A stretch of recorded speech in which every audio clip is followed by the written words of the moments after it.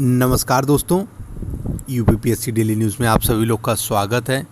यूँ तो दोस्तों, लोक सेवा आयोग, चाहे संघ लोक सेवा आयोग हो, चाहे उत्तर प्रदेश लोक सेवा आयोग हो, चाहे किसी भी स्टेट की लोक सेवा आयोग हो, इस समय छात्रों में लोक सेवा आयोग के प्रति नाराज़गी एकदम अंदर तक भरी हुई है। अगर जो सिविल सर्विस के एस्पिरेंट्स हैं, अगर उनके दिलों में झांक करके गहराई से बात करी जाए तो कई ऐसे छात्र हैं जो कि होनहार हैं और उनके दर्द का एहसास तभी होता है जब आप सभी लोग उनके दिल के साथ बैठ कर के बात करिए तो अलग दर्द के दिल का एहसास होता है। आज इसी पे आप सभी लोग को एक एडिटोरियल संपादकीय आप सभी लोग को बताता हूँ, जो कि ध्यान से आप सभी लोग अच्छे सुनिएगा। बहुत मस्त है, अच्छा है, लिखा हुआ है। सुधार मांगती सिविल सेवा परीक्षा। राष्ट्रीय शिक्षा नीति सामने आने के चंद दिनों के बाद ही भारतीय नौकरशाही की सर्वोच्च सेवाओं में भर्ती के लिए संघ लोक सेवा आयोग यानी यूपीएससी द्वारा आयोजित सिविल सेवा परीक्षा के परिणाम भी आ गए हैं। हमारे नीति को यह परिणाम के आईने में पूरी परीक्षा प्रणाली और विशेष रूप से शिक्षा और भाषा की हकीकत को देखना चाहिए। सिविल सेवा में सफल हुए 829 उम्मीदवारों में सभी भारतीय भाषाओं के उम्मीदवार 3% से भी कम हैं, यानी 97% उस अंग्रेजी माध्यम में सफल हुए हैं जिसे ठीक से बोलने वालों की संख्या 1 से 2% है। यह बात और है कि अंग्रेजी से जो स्कूल महानगरों और शहरों तक ही सीमित थे, वे अब गांव-गांव में फैल गए हैं। नई शिक्षा नीति में 5वीं तक की पढ़ाई मातृभाषा में और संभव हुआ तो 8वीं और उससे आगे भी भारतीय भाषाओं में कराने की बात की गई है। देखना यह होगा कि आने वाले वर्षों में संघ लोक सेवा आयोग का बैरोमीटर क्या कहता है और सरकार भारतीय भाषाओं का प्रतिनिधित्व बढ़ाने के लिए आखिर क्या ठोस कदम उठाती है। कोठारी समिति की सिफारिश पर 1979 में भारतीय भाषाओं में परीक्षा देने की छूट दी गई थी। शुरू के 2 दशक तक तो भारतीय भाषाओं के लगभग 15% अभ्यर्थी चुने जाते थे, लेकिन पिछले कुछ वर्षों में बहुत निराशाजनक स्थिति है। भारतीय भाषाओं में परीक्षा देने वाले मुश्किल से 3-4% अभ्यर्थी ही सफल हो पा रहे हैं। यह स्थिति किसी गंभीर समस्या की तरफ इशारा करती है। इसे दूर किया जाना चाहिए, क्योंकि अंग्रेजी का वर्चस्व बढ़ना कोई शुभ संकेत नहीं है। सिविल सेवा परीक्षा में इस बार हरियाणा के प्रदीप सिंह को सर्वोच्च स्थान पाने का सौभाग्य मिला। ग्रामीण पृष्ठभूमि से आने के कारण उनकी यह उपलब्धि और भी बड़ी हो जाती है। इससे पता चलता है कि प्रतिभा के केंद्र केवल आईआईटी, आईआईएम या जेएनयू में नहीं हैं, लेकिन स्टील फ्रेम कहीं जाने वाली नौकरशाही को चयन प्रणाली पर जो सवाल बार बार उठ रहे हैं, उनका समाधान किया जाना चाहिए। सिविल सेवा परीक्षा में प्रवेश की उम्र 21 वर्ष और अधिकतम 37 वर्ष है। ब्रिटिश विरासत की आईपीएस से लेकर आज़ाद भारत में आईएएस का चयन करने वाली परीक्षा का उद्देश्य यही रहा है कि नौजवानों को कम उम्र में भर्ती किया जाए।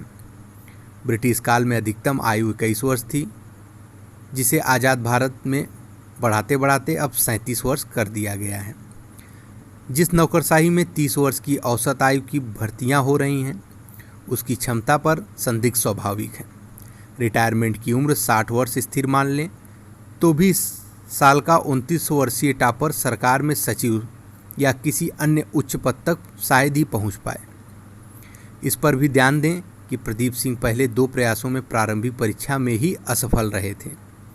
यहाँ असफलता पर प्रश्न नहीं किया जा रहा, लेकिन हमारी परीक्षा प्रणाली में विशेषकर पिछले 1 दशक में कुछ ऐसे संशोधन हुए हैं जिनसे परीक्षा प्रणाली शंका के घेरे में आ गई है। कोई मेधावी छात्र जिसमें इस परीक्षा को टॉप करने की क्षमता मौजूद है, वह प्रारंभिक परीक्षा पास न कर पाए, इस पर यकीन नहीं होता। इसका मतलब है कि इस परीक्षा प्रणाली में सुधार की ज़रूरत है। संघ लोक सेवा आयोग खुद ही इस निष्कर्ष पर आसानी से पहुंच सकता है कि प्रारंभिक परीक्षा में किए गए हाल में बदलाव ठीक नहीं है। यदि मुख्य परीक्षा में एक वैकल्पिक विषय की अनिवार्यता है, तो कोठारी समिति की अनुशंसाओं के अनुरूप उसका कुछ अंश प्रारंभिक परीक्षाओं में भी शामिल होना चाहिए, वरना प्रारंभिक परीक्षा एक लॉटरी की तरह ही बनकर रह जाएगी। संघ लोक सेवा आयोग की यह विशेषता है, वह हर 10 साल बाद पूरी परीक्षा प्रणाली की समीक्षा करता है। 1979 में बदलाव के साथ शुरू हुई परीक्षा प्रणाली की समीक्षा 1988 में सतीश चंद्र कमेटी ने की और उसके 10 वर्ष बाद 2000 में वाइप अलग कमेटी ने, इसके बाद होता कमेटी और निगवेकर कमेटी और खन्ना कमेटी ने भी छुटपुट सुझाव दिए।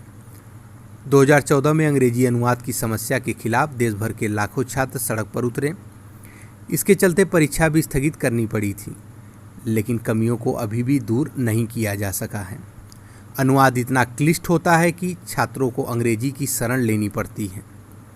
इस वर्ष की परीक्षा के लिए 900 रिक्तियों की घोषणा की गई थी, लेकिन परिणाम सिर्फ 829 ही घोषित किए गए। किसी भी आकस्मिकता को ध्यान में रखते हुए सफल उम्मीदवारों की संख्या तो और ज़्यादा होनी चाहिए। सरकार के पास एक और वाजिब सुझाव वर्षों से लटका पड़ा हुआ है कि देश के प्रतिष्ठित सरकारी उपक्रमों के लिए भी इन्हीं परिणामों की प्रतीक्षा सूची में भर्ती की जाए। ऐसा करने में कोई हर्ज नहीं है। संघ लोक सेवा आयोग और सरकार सभी को पता है कि लाखों उम्मीदवार अपनी तैयारी के लिए वर्षों तक किन आर्थिक सामाजिक यंत्रणा से गुजरते हैं। वक्त का तकाजा है कि शिक्षा आयोग की तरह यूपीएससी और स्टाफ सिलेक्शन कमीशन आदि के लिए भी एक आयोग गठित हो और उसकी सिफारिशें राष्ट्रीय शिक्षा नीति के अनुरूप हों। जंगखाई नौकरशाही में सुधार को और स्थगित नहीं किया जा सकता। विभिन्न प्रशासनिक आयोग उम्र, भर्ती, प्रशिक्षण और सेवाकाल में अभ्यर्थियों की क्षमता को बढ़ाने के लिए कई सिफारिश दे चुके हैं। उन पर अमल किया जाना चाहिए। कोरोना काल में एक मजबूर ईमानदार नौकरशाही की ज़रूरत और महसूस की गई। यही ज़रूरतमंद आत्मनिर्भर भारत बनाने के लिए कारगर सिद्ध होगी। शिक्षा और नौकरी दोनों में सरकार की प्राथमिकता प्रतिबिंबित होनी चाहिए। तो सुधार मांगती सिविल सेवा परीक्षा में एक संपादकीय, जिसको आप सभी लोगों ने अगर पूरा सुना होगा तो अच्छे से आपको कहीं भी कुछ समझने की ज़रूरत नहीं है। पूरे इस संपादकीय में, पूरे एडिटोरियल में आपने सारी चीज़ें अच्छे से समझ गई होंगी। वीडियो अच्छा लगा हो तो लाइक ज़रूर कर दीजिएगा, मोटिवेट करिएगा। बाकी चैनल पे छोटी से बड़ी कोई भी आयोग की तरफ से अपडेट तुरंत दी जाती है। तो जी हाँ दोस्तों, बहुत बहुत धन्यवाद।